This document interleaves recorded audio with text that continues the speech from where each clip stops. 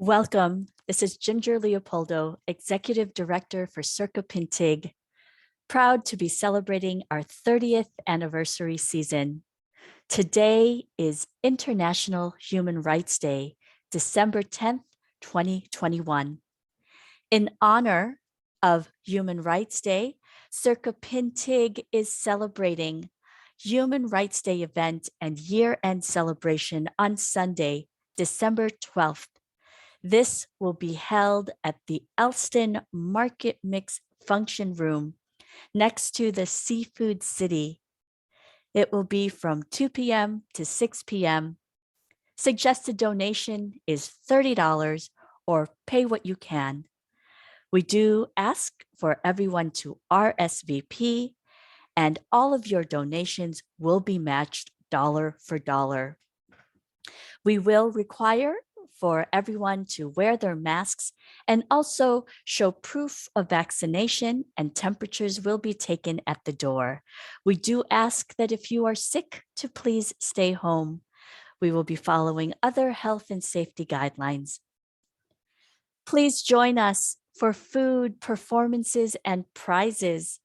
The address to the venue is 5033 North Elston Avenue in Chicago, and everyone is welcome. Our event wouldn't be made possible without our community partners. So we do give thanks to the Philippine American Historical Society of Chicago, the Philippine American Cultural Foundation. Special thanks as well to Asian Improv Arts Midwest for having CIRCA Pintig as an Asian American arts initiative. Palm Leaf Massage Clinic, Vita Chi, and introducing CIRCA's newest program, CIRCA STEAM. STEAM stands for Science, Technology, Engineering, Arts, and Math. This is a program that is a youth outreach learning enrichment. Our work wouldn't be made possible also without the support and grants from Resist and Asian Giving Circle. And announcing our newest community partner, SendWave. CIRCA Pintig has been providing educational programming, theater productions, and outreach work. Please visit our website, www.circapintig.org, to find out more about our work. 2021's theme for Human Rights Day is equality, reducing inequalities and advancing human rights. Human Rights Day is observed every year on the 10th of December. This is the day that the United Nations General Assembly adopted in 1948 the Universal Declaration of Human Rights.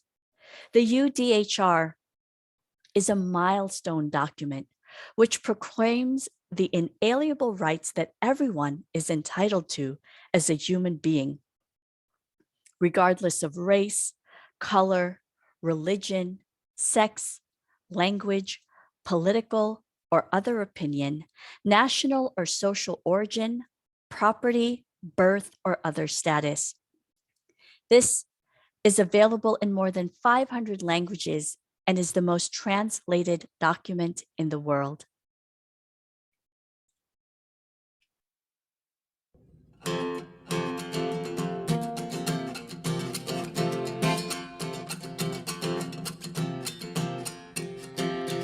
One world, one world, one world, one world. The wind calls out to me, I open up my eyes and face the task at hand, for tomorrow has arrived. The stars have written notes upon the paper skies, There's not much time left now, for tomorrow has arrived. 'Cause this is one world we live in, one ground we stand on, one sun to guide us, one name we're taking, one world we're sharing, one love contains us, one trip that takes us to one world of peace. We are the guardians of life's eternal stream. Our very own children are building on our dreams. What if tomorrow was a barren, wasted land? Where would our dreams be? What hope could we see? The trees are rustling leaves and whispering to my ears, it's time for us to be together on our way.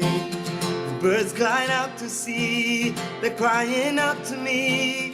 Tomorrow has arrived, that tomorrow is today. 'Cause this is one world we live in, one ground we stand on, one sun to guide us, one name we're taking.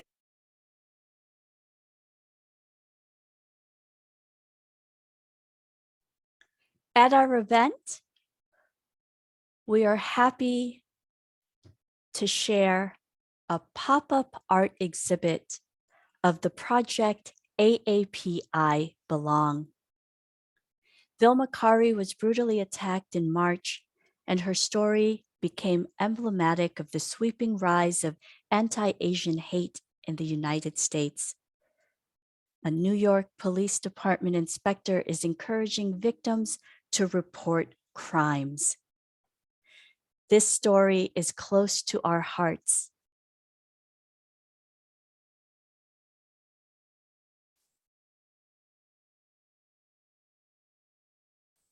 We want to start like putting some tape, kind of how we did. Elizabeth Carey is turning stories of hate into art. I want to dedicate and honor my mom and everything she went through, but also to kind of honor everybody who's been a victim and survivor, most importantly, of these types of attacks. These words have kept her up at night. F you, Asian, you don't belong here, was the gist of what he had said before the attack. Racist slurs hurled at her mom as she was beaten in front of a New York City high-rise. You Don't Belong Here turned into an art exhibit about why Asian Americans very much belong here. AAP I Belong, a collection of stories designed to flip victimhood into empowerment. In 50 years, when I look back on my life, well, I've said that I did everything I possibly could, and I feel like in this moment, I have. Elizabeth's moment emerged from horror, captured on surveillance video in March. She was kicked numerous times. She was assaulted pretty bad. The brutal attack enraging the nation, coming to symbolize anti-Asian hate, and the callous disregard of the bystanders, seemingly emblematic of America's silence. Damn it, I am so sick of standing here demanding something to be done for my people! This vicious assault, just one in an alarming spike in crimes against Asian Americans nationwide. The crime was caught on camera, shows a man attacking the victims with a cinder block. 2 elderly Asian women were stabbed at the bus stop near 4th and Market Street. Brutal attack on an Asian American woman in New York City. In 16 major cities, anti-Asian hate reports to police rose more than 160% compared to the same time last year. Now, the survivor at the center of it all, Filipina-American Vilma Carey, speaking out on camera for the first time, determined to use her voice to fight hate. There are so many victims that have not been heard. It's Monday of Easter week. Vilma, a devout Catholic, is headed to Mass when the unthinkable happens. I saw a text from my mom that said, "Call me, I've been attacked." And I was like, what? And she had told me, I'm in a police car. I'm asking them to take me to the hospital. I hit my head. I don't know exactly what happened. What was your reaction when you first laid eyes on her? It was hard. I had never seen my mom in a hospital bed. She said, I don't know, I remember getting hit, but honestly, I don't remember feeling the force of it. At the hospital, the 32-year-old fashion executive learned her mom had a fractured pelvis and was suffering from head wounds. How did she look to you? There were visible injuries, and a lot of my time at the hospital was holding an ice pack on her head for hours. But almost immediately, Elizabeth felt something was off. I had thought that somebody tried to steal her purse. In all honesty, I thought that's what had happened. You didn't think anti-Asian attack? Never. I would have never thought that at all. It wasn't until a friend sent her the video spreading on social media that she put two and two together. First, I watched the video and I saw how brutal it was. And then I think I watched it 2 or 3 times after in tears and started sobbing and shaking and coming to this realization. I remember just screaming, "But that's my mom, but that's my mom." And just to watch the force of what had happened to her, I really think that someone was watching out for her from above. So many people, when things happen in their lives, ask the question, why me? Yes, and I've been asking some friends, why me? Did I do something wrong? What did I do to provoke that? And all they could say to me is, maybe there's a plan for you because you were spared and you're a strong woman, and maybe God is telling you do something. 40 years ago, Vilma came to the U.S. like so many immigrants, drawn by the promise of prosperity. I worked as a trade analyst at the Philippine Trade Office, Philippine Consulate in Chicago. And I understand that not that long after you fell in love. Yes. My husband was interested in Philippine furniture, so he called up my office, and I told him to come down, and he saw me. The rest is history. Vilma stepped away from her career to raise Elizabeth. In 2012, her husband passed away, and during the pandemic, Vilma came to New York to visit her only child. I felt so alone. I figured, let me stay with my daughter. She knew her way around New York and felt safe up until the moment she was attacked. Vilma says one good Samaritan made all the difference. My mom had said there was one person said, "Hey, what are you doing? What are you doing over there?" And I'm so thankful for that because, you know, who knows where the story would have gone otherwise. But the seeming failure to immediately respond by many of the bystanders, particularly these doormen, sparked outrage. They were eventually fired. Their union saying the workers did assist the victim and flag down police, as was shown in a longer version of the building's camera footage. I had never feared for myself prior to my mom's attack. Now that this has happened to her, I feel it in a different way when I walk down the street. Throughout Vilma's recovery, thousands wrote words of encouragement and prayers. The family's GoFundMe page raising nearly $300,000. Having that kind of sympathy towards me just melted my heart. Within days, the police arrest a 38-year-old homeless man out on parole for stabbing his mother to death 18 years ago. He reportedly has a history of mental illness. I can only think about the mental health system. It seems like there are some people that need help in this country, and I don't know if they're able to find the resources, and I think that's definitely a big factor of what's happening right now. It's extremely hard to prove these cases. You have to know what the perpetrator said before or after the attack. NYPD Inspector Tommy Ng is in charge of the recently formed Asian Hate Crimes Task Force and helped investigate the attack against Vilma. We sent a Filipino detective to her house. That the first dialogue was talking in her native language, and immediately she opens up. She and her daughter both said that the attacker said to her, "You Asian, you don't belong here." Is that enough to constitute a hate crime charge? That's absolutely enough. Why? Absolutely. Just because the attack was clearly motivated by her race as an Asian American. In fact, Vilma's alleged attacker now faces 3 hate crime charges. He pled not guilty. What do you think triggered the spike in anti-Asian hate during the pandemic?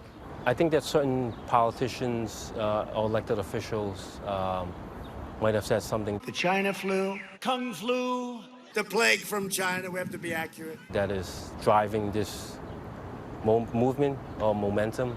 Give me a sense of how racism and mental instability or mental health crises overlap.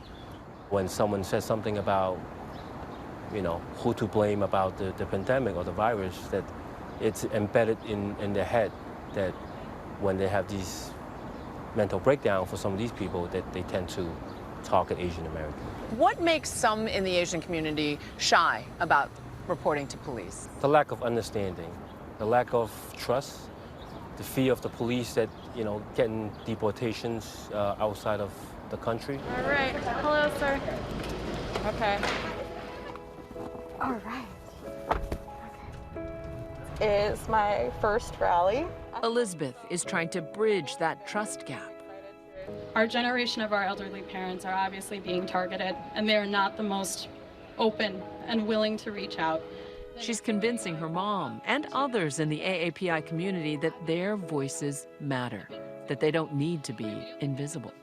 I think my generation should listen to the new generation. As they both continue to heal, their mother-daughter bond is giving them strength. I wonder if you think that fear creeps into your heart in a different way now? There is fear, but if we let fear overcome all these things, then nothing will happen. We have to rise above fear, be stronger than fear, be courageous. Go! When we come back, how the AAPI community is fighting back, and what Vilma has to say about her assailant. Why pray for your attacker? Hi, everyone. George Stephanopoulos here. Thanks for checking out the Thank you to Dita Vilma and Elizabeth Kari for having CIRCA Pintig bring a pop-up exhibit of the AAPI Belong to Chicago. In response to that event, back in April of 2021, CIRCA Pintig sponsored community workshops. These were monthly community workshops that was a series to process racial healing and the subversion of hate. This was an interactive conversation on confronting the impact of racial violence and the role of the arts in subverting the culture of hate against Asian Americans. Special thanks to our community artist living in Canada, Melania Aguila, a graphic designer who has helped us with our CIRCA Pintig monthly beats. Also lead collaborator for the Patochan video that was featured in our Queer Filipinx open mic and a participant of our community workshops. We asked our participants to create a response, to use creative expression. One of the first assignments was, how do you respond to "you don't belong here"? Go back to where you come from. We asked our participants to write letters. Here are a couple of examples of the letter writing assignment. And the prompt is to think of a time when you thought or felt you were racially victimized at work, school, social gathering. Write a letter to a friend or a loved one about what happened.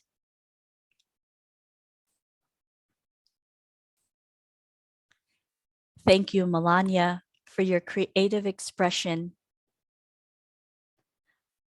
One of our other assignments was how to debunk the model minority myth.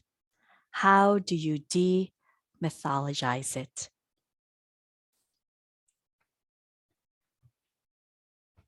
In addition to the art exhibits, we have guest artists joining us at our Human Rights Day event on Sunday, December 12th. Special thanks to Ramin Taklu Bikhash for sharing his work around the topic of the 1988 executions of Iranian political prisoners. We'll also be seeing the work of Ashley DeKilia. She is a media performance artist and has recently braided trauma narrative with socio-cultural commentary and ritual.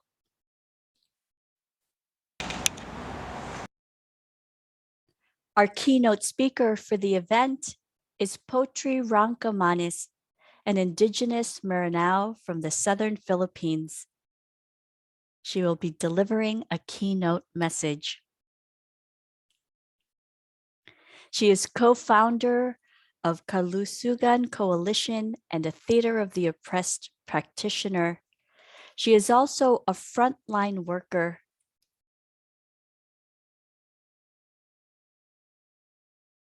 At our event, we will be sharing a staged reading, an excerpt of Lani Montreal's Panther in the Sky, a play about 4 mothers who are dealing with the murders of their teenage sons on the streets of Chicago.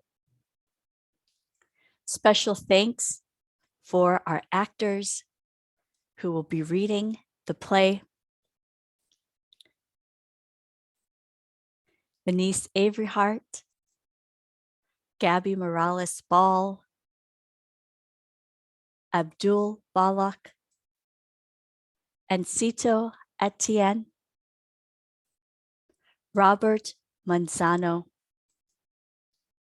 Mignon McPherson Stewart, and Ramona Cui. Oscar Villalobos. After the reading, we'll hear from award-winning investigative journalist Sarah McCarrick, and also our longtime CIRCA Pintig member, artist and activist Cesar Conde. We will have food at our event.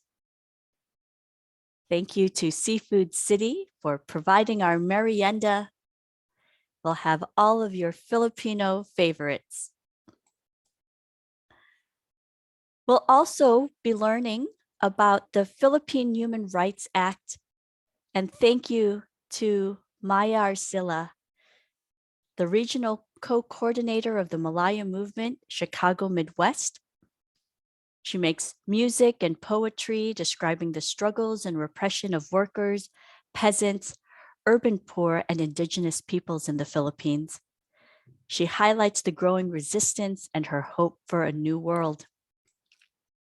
We'll learn more about what we can do to support the Philippine Human Rights Act.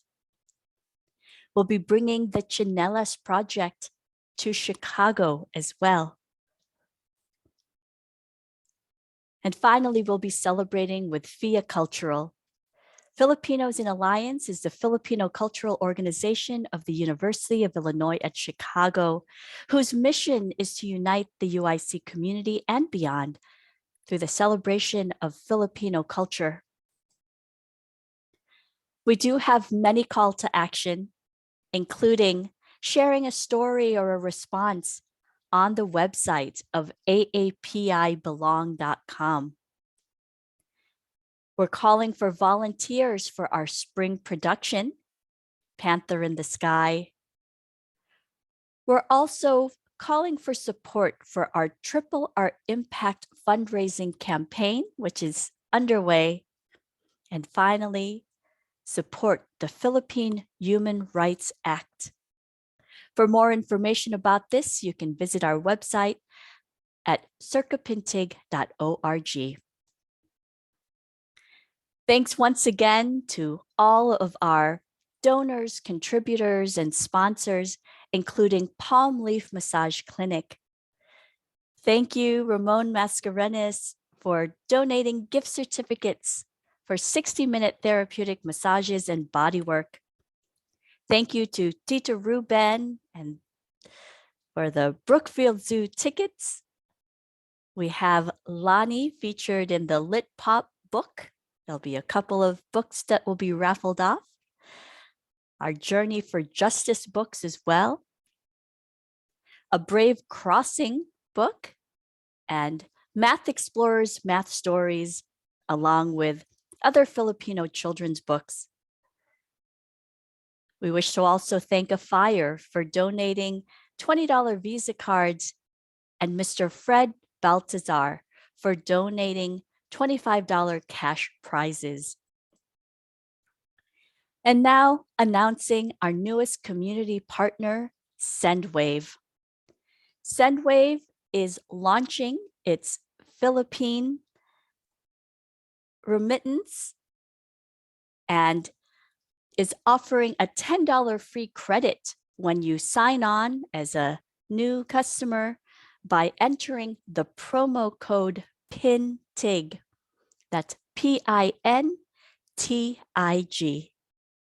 Come to our event and learn more about SendWave, or visit SendWave by downloading the free SendWave app. Again, don't forget to enter promo code PINTIG to get your free $10 credit. Once again, we invite you to our Human Rights Day event for performances, live talks, an art exhibit, and merienda this Sunday, December 12th, 2021, in honor of International Human Rights Day, which is celebrated today.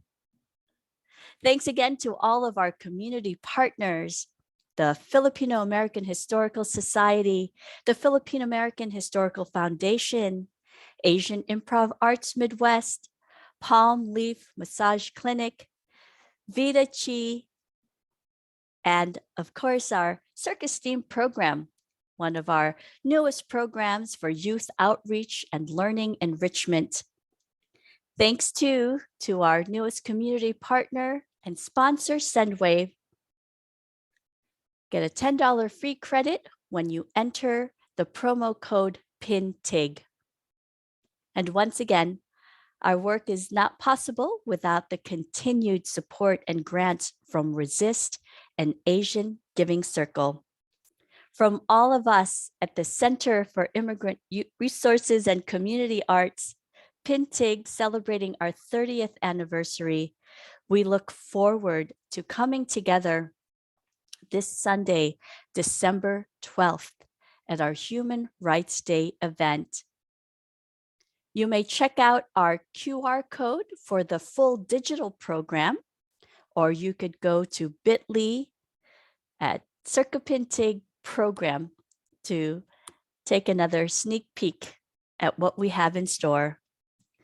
Maraming salamat sa lahat, and tuloy po kayo. Thank you, everyone. We hope to see you at our event.